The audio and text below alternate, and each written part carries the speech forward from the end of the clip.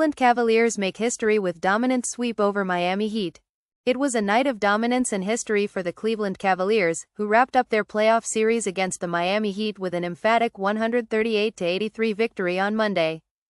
With this blowout win, Cleveland secured a clean sweep, moving on to the second round of the playoffs.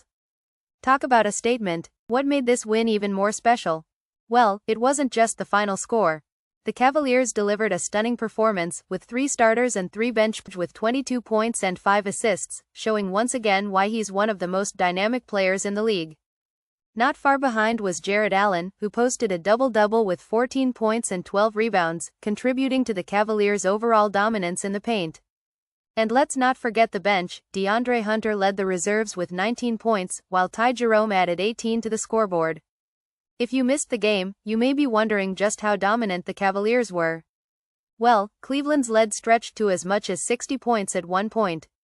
Yes, you read that right, 60 points. The 55-point margin in Game 4 became the 4th largest playoff win in NBA history. And to top it all off, Cleveland's total point differential of 122 across the series is the largest ever recorded in a 2-game span in NBA playoff history, according to ESPN. Just mind-blowing numbers, right? But what did the Heat have to say about all this? Well, Miami did not hold back their frustration. Heat head coach Erik Spoelstra summed it up best when he described the series as humbling and admitted the last 2 games were embarrassing.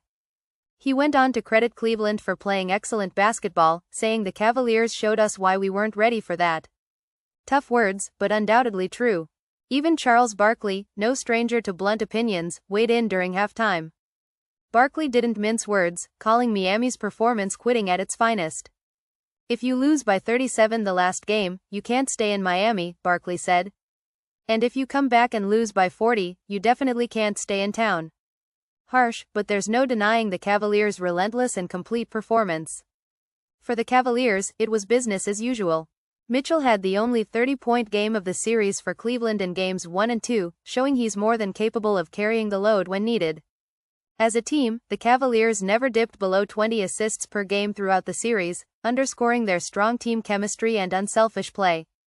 In Game 4, Cleveland shot an impressive 54.7% from the field, further cementing their offensive prowess. Looking ahead, it's clear the Cavaliers are a team to watch in the playoffs.